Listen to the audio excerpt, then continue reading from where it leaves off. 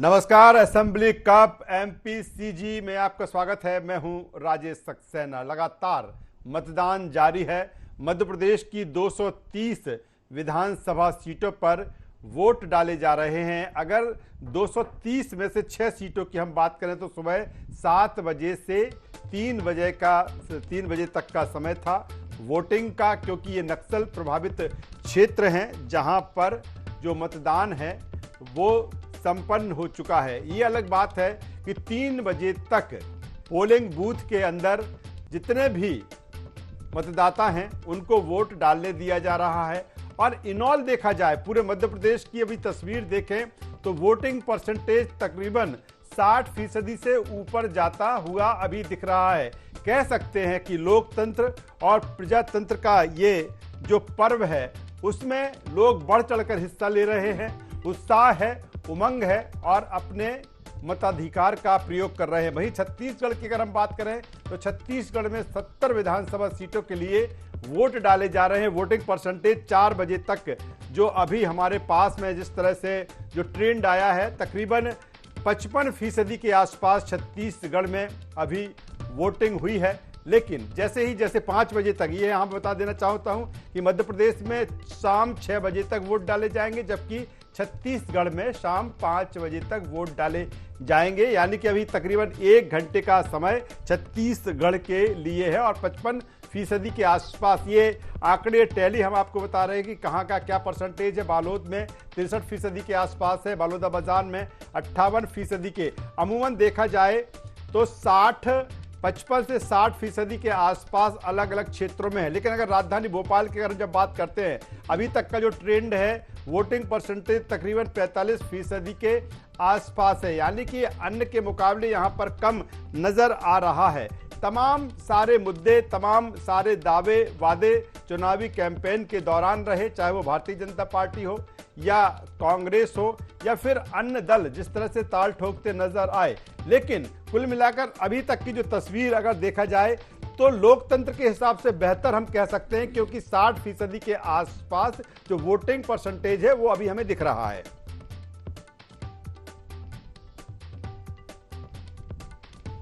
तो रायपुर छत्तीसगढ़ में अब तक 55% से ज्यादा, बालोद की बात करें तो 63%, बलौदाबाजार में 58% के आसपास ये छत्तीसगढ़ के आंकड़े हैं। बलरामपुर में 62, बेमेतरा में 58, धमतरी में 65। वहीं बीच में जिस तरह से कई जगहों पर जो खबरें आ रही हैं, आपसी विवाद की आ रही है। छिंदवाड़ा में भी 2 गुटों में आपस में वहां पर एक पोलिंग बूथ पर विवाद हुआ है। कई ऐसी तस्वीरें हमने इंदौर में भी देखी है, दूसरी तरफ भिंड से भी ऐसी तस्वीर है। लेकिन इनऑल देखा जाए तो जो मतदान है वो शांतिपूर्वक नजर आ रहा है।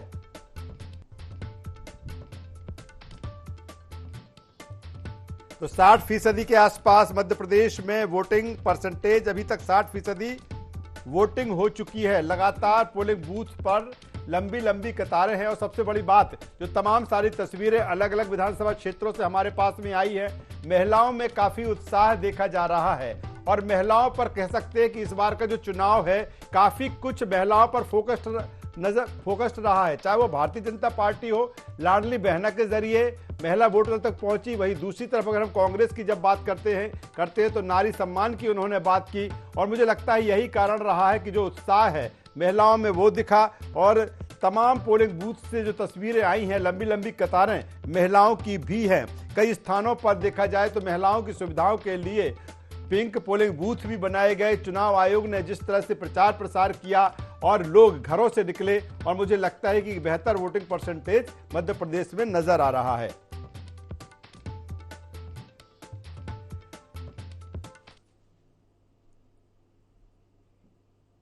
चलिए असेंबली कप एमपीसीजी में सीधे डिबेट पर आते हैं, चर्चा में आते हैं। 3 मेहमान इस चर्चा में हमारे साथ जुड़ रहे हैं। सबसे पहले उनका हम परिचय कराना चाहेंगे, तारुफ कराना चाहेंगे, फिर इस चर्चा को हम आगे बढ़ाएंगे। हमारे साथ में है गुंजन चौकसे जी, media panelist Bharatiya Janata party की। स्वागत है गुंजन जी आपका। हमारे साथ में है पवन पटेल जी, महासचिव मध्य प्रदेश कांग्रेस। पवन जी आपका स्वागत है। वरिष्ठ पत्रकार योगीराज योगेश जी हैं। योगी जी आपको भी स्वागत करता हूं। योगीराज जी, सबसे पहला कमेंट्स है मैं आपका चाहूंगा, 4 बज चुका है, 60% के आसपास मतदान दिख रहा है। इस ट्रेंड को कैसे देखें? देखिए राजेश जी, जब ऐसा माना जाता है वोटिंग परसेंटेज ज़्यादा होता है तो ये कहा जाता है कि वो बीजेपी के पक्ष में जाएगा, लेकिन ऐसी अभी तक कोई मशीन नहीं बनी जिसमें आप वोटिंग परसेंटेज देख के ये बता दें कि किसके पक्ष में जाएगा। बहरहाल ये खुशी की बात है कि लोग बढ़ चढ़कर हिस्सेदारी ले रहे हैं और मुझे ऐसा लग रहा है कि पिछली बार 2018 का जो वोटर परसेंटेज था इस बार वो भी रिकॉर्ड ब्रेक होगा, क्योंकि अभी 4 बज रहा है और 60 के पार पहुंच गया मतदान और अभी 2 घंटे का समय और बाकी है और मुझे ऐसा लगता है कि 75 के आसपास ये परसेंटेज जाएगा। भोपाल ज़रूर, चूँकि पूरी मध्य प्रदेश की राजधानी है और तमाम नेता और बड़े अफसर यहाँ बैठते हैं, बावजूद इसके परसेंटेज ऑफ वोटिंग कम है। योगी राज जी को ये पहला मौका नहीं है। भोपाल की बात की जाए, अन्य जो इलेक्शन हुए वहां पर भी इसी तरह का ट्रेंड भोपाल में दिखा है। नहीं, आज का तो थोड़ा सा मुझे एक इसमें एक और पॉइंट नज़र आता है, जो चूँकि मैं भी एक पुराने भोपाल से आता हूँ, वहाँ लोगों में ये कहने का था कि साहब आज शुक्रवार का दिन है, लोग नमाज पढ़ने में लगे और उसके बाद फिर आएंगे, तो 3 बजे के बाद भीड़ थोड़ी सी बढ़ रही है। चलिए योगी राज जी, एक बात और है कि लंबे समय से लगातार हम ये चर्चा करते आए हैं कि 23 का जो चुनाव है कुछ अलग है, अलग अंदाज में जो राजनीतिक दल है वो लड़ते हुए नजर आ रहे हैं और ये भी बात आई कि कहीं ना कहीं भले भारतीय जनता पार्टी या कांग्रेस पूरे दमखम के साथ, चाहे वो केंद्रीय नेतृत्व हो, केंद्रीय नेतृत्व के चेहरे हों, दूसरी तरफ अगर बात की जाए जो साइलेंट वोटर रहा और ये भी कहा गया कि ये जो साइलेंट वोटर है कहीं ना कहीं बढ़ चढ़कर हिस्सा लेगा और वोट ऑफ परसेंटेज वो काफी नजर आएगा, ये भी मान सकते हैं इसके पीछे? नहीं, बिल्कुल हो सकता है। हालांकि वोटर साइलेंट होता नहीं है, वो कुछ समय के लिए मौन जरूर रहता है। चलिए, लेकिन योगी राज चर्चा कर रहे हैं तमाम सारे मुद्दे, जिस तरह से इस चुनावी समर में तैरते हुए नजर आए 3 मेहमान हमारे साथ में। सीधे गुंजन चौकसे जी के पास में आता हूं। गुंजन चौकसे जी, 60% के आसपास वोटिंग परसेंटेज अभी है। अगर भारतीय जनता पार्टी की बात करें तो भारतीय जनता पार्टी की भी स्ट्रेटजी रही है, आपके जो शीर्षस्थ नेतृत्व रहा है उन्होंने कहा कि सबसे पहले अपना वोट डालिए, फिर अपने परिवार के लोगों से वोट डलवाइए, फिर 4 वोट और डलवाइए। आपने भी ऐसा किया? बिल्कुल किया राजेश जी, क्योंकि देखिए वैसे जनता जागरूक है, ऐसा हम नहीं भी करेंगे तो जनता अपने घरों से आज स्वयं निकल कर आ रही है, क्योंकि जनता जानती है कि पिछले 20 वर्षों में विकास किसने किया है। हर क्षेत्र के लिए, हर वर्ग के लिए आज विकास हुआ है। ये भारतीय जनता पार्टी का प्रयास रहा है, जनता की सेवा और जनता का विकास, जिसका नतीजा आज हम देखने को मिल रहा है। आज भारी तादाद में जनता अपने घर से निकली है, अपने अधिकारों का इस्तेमाल कर रही है, जो संविधान में उन्हें अधिकार दिए हैं मत देने का। मैं आपको याद दिला दूं राजेश जी कि फर्स्ट टाइम वोटर्स इस बार 22,36,000 के आसपास हैं। उन जब फर्स्ट टाइम वोटर्स से आज हमारी कुछ बात हुई तो उनसे पूछे गए कुछ सवाल कि क्या वो 18-19 वर्ष की उनकी उम्र है, एक अच्छी सड़क पे वो चल रहे हैं, उनके घरों में पानी आ रहा है, स्वच्छ पानी, बिजली उनके घर में आ रही है, उनकी शिक्षा अच्छे स्कूलों से हो रही है, वो एक विकसित राज्य में रह रहे हैं। ये दर्शाता है कि वो 18-19 वर्ष इस राज्य को किसने दिया है? भारतीय जनता पार्टी ने दिया है। और ये भारतीय जनता पार्टी का प्रयास है कि आज का युवा एक विकसित मध्य प्रदेश में बढ़ रहा है। और यही एक बहुत बड़ा फर्क है कि वो जो 22 लाख वोटर्स हैं उनके साफ साफ उनके सामने छवि बहुत सामने है कि हाँ, अगर हम आज विकसित राज्य में हैं तो उसकी बदौलत किसके कारण है। तो ये भारतीय जनता पार्टी का आश्वासन है, ये जनता ने जो उन्हें दिया है कि भारी बहुमत से सरकार बनेगी। लेकिन गुंजन जी, उसके सामने ये बात भी तो है, आप लगातार जिस तरह से कहते रहे कि 2003 तक बीमारू राज्य रहा, फिर हमने विकसित और विकासशील उसको हमने बनाया, तो युवा वोटर के लिए तो सारा कुछ अभी नया है ना। तो युवा वोटर को पता है ना, अपने दादा परदादा पिताजी से सुनते हैं ना कि वो उनके जमाने में क्या मिलता था। आपने भी कहानियां सुनी होंगी राजेश जी, मैंने भी सुनी है कि हम तो सड़कों पे लैंप के नीचे पढ़ने जाते थे हमारे पिताजी लोग। तो आज का युवा घर की बिजली के नीचे पढ़ाई कर रहा है। आज का युवा पानी अपने टैप खोलता है तो स्वच्छ पानी, नर्मदा जल उसके घर में आता है। उस समय 2003 से पहले लोगों को पानी के लिए कितना भटकना पड़ता था। शिक्षा उस समय चलिए गुंजन जी, पवन जी के पास में आ जाता हूँ। पवन पटेल साहब कह रही हैं, गुंजन जी, और भारतीय जनता पार्टी लगातार जो कहती रही है विकास किया है, चाहे वो मोदी सरकार ने किया हो या फिर एमपी की सरकार ने किया हो, और वही एजेंडा उनका है, क्या कहेंगे?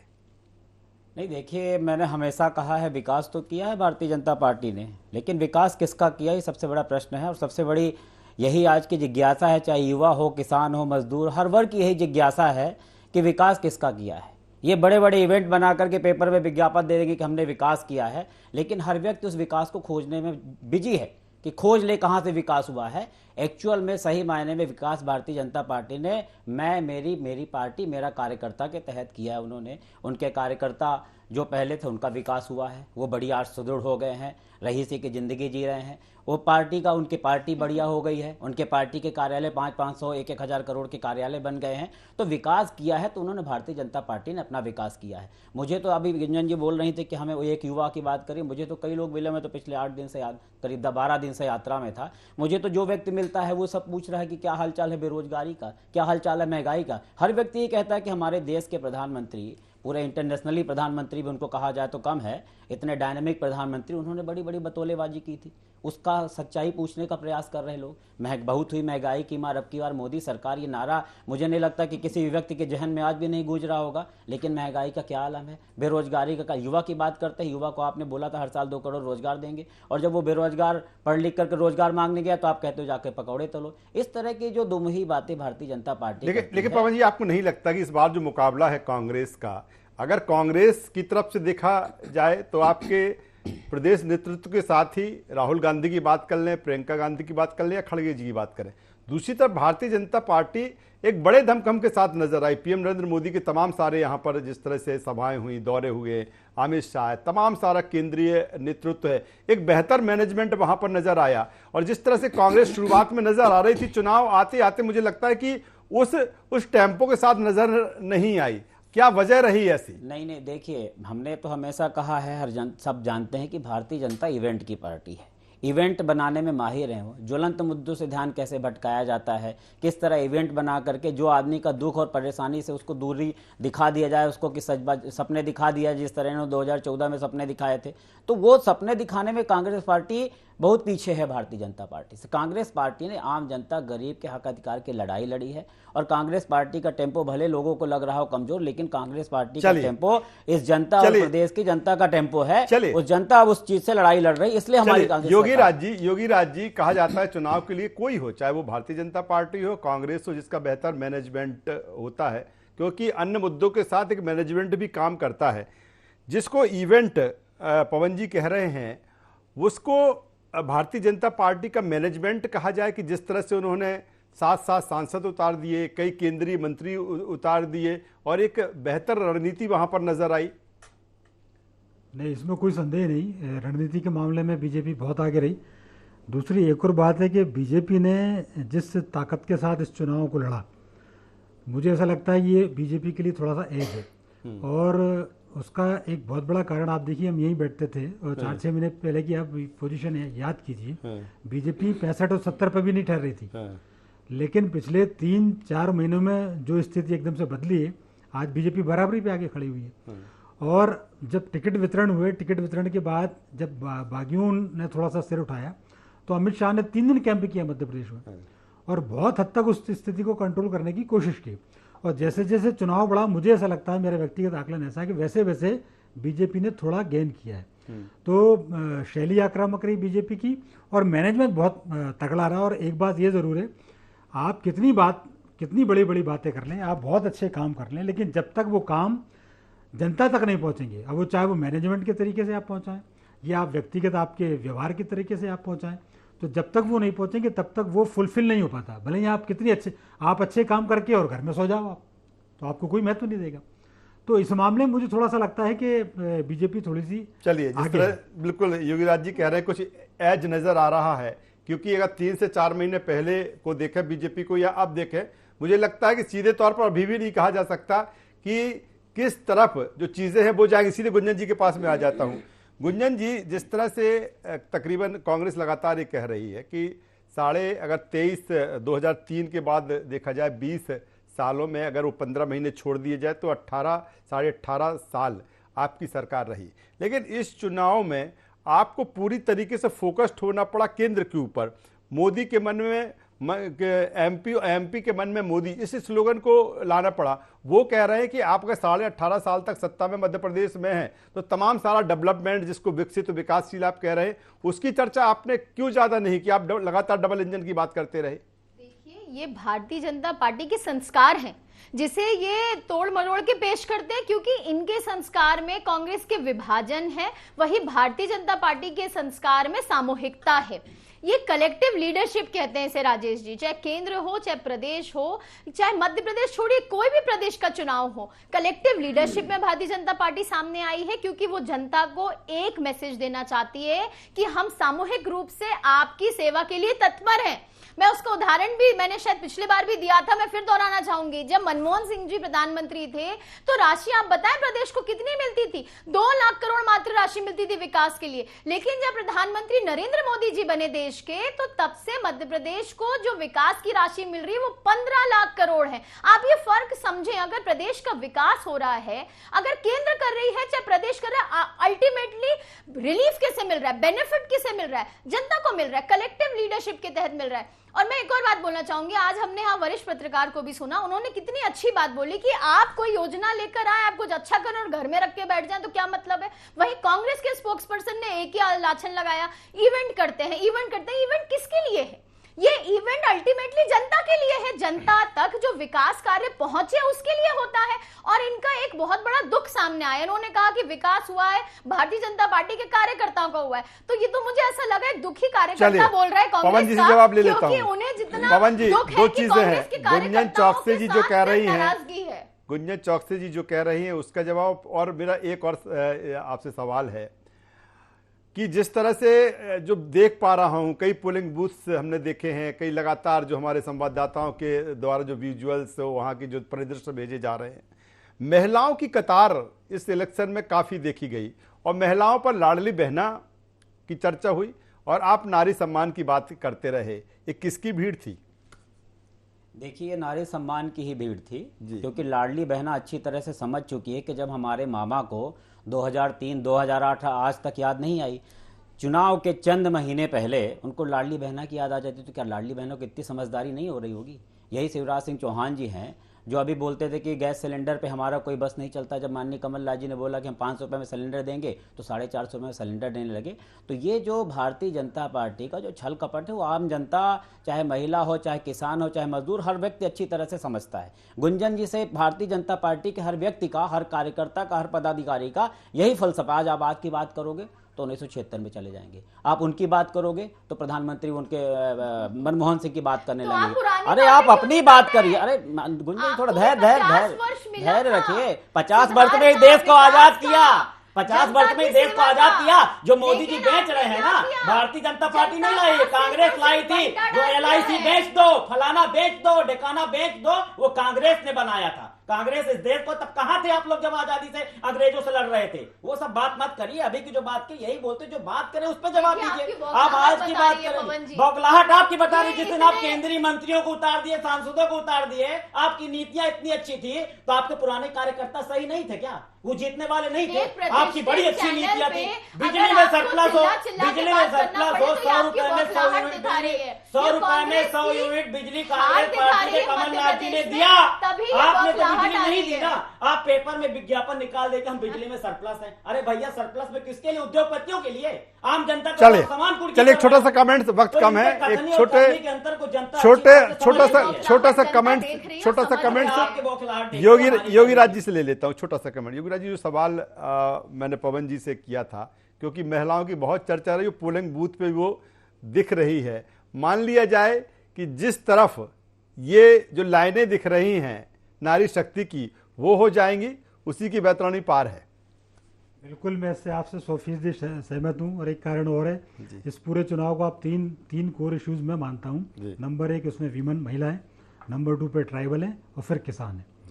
और इन तीनों के मामले में आप देखिए 5-5.5 करोड़ के आसपास मध्य प्रदेश में मतदाता हैं, उनमें से 2.25 करोड़ महिला हैं और 1.25 करोड़ लाडली बहन हैं। सर, ये एक सवाल और बनता है कि अभी जो चीज़ें दिख रही हैं, अभी भी नहीं कह सकते कि ऊंट किस करवट बैठेगा। वो इसलिए कि जिनको सत्ता में मौका मिला वो घी पी के सो गए वो, और जिनको संघर्ष करना चाहिए था वो भी सो गए। तो जनता में जो उदासी जो इस बात की बनी हुई है वो इसी बात की तो बनी हुई है कि हम चुने किसे और क्यों चुने हम। जी ये जो न्यूट्रलिटी का भाव जो इस चुनाव में जो दिख रहा है लोगों में, वो उसी का परिचय है। यदि बहुत अच्छे तरीके से चुनाव मैनेज होता, जनता के पास बहुत अच्छे तरीके से जाते, तो वन साइडेड चुनाव जाता। इतने पूरे उपक्रम करने के बावजूद, मुफ्त की घोषणाएं करने के बावजूद, इतना संघर्ष बना हुआ दोनों पार्टियों में कि आप आसानी से नहीं कह सकते कि बेहतर बात योगीराज जी कह रहे हैं और लगातार मतदान जारी है। तीनों मेहमानों का यहाँ पर मैं धन्यवाद करता हूँ, शुक्रिया करता हूँ। तो जिस तरह से जो लोकतंत्र का महापर्व है और असेंबली कप एमपीसीजी है, उसके लिए मतदान जारी है और तमाम सारे मुद्दे रहे, तमाम सारे दावे वादे रहे। अब जनता की बारी है और निश्चित तौर पर जनता अपने घरों से निकल रही है और उसको जो अधिकार मिला है उसका इस्तेमाल कर रही है। आपसे एक बार फिर कहेंगे कि अभी अगर आप पोलिंग बूथ तक नहीं पहुंचे तो ज़रूर जाइए और अपने मताधिकार का प्रयोग कीजिए।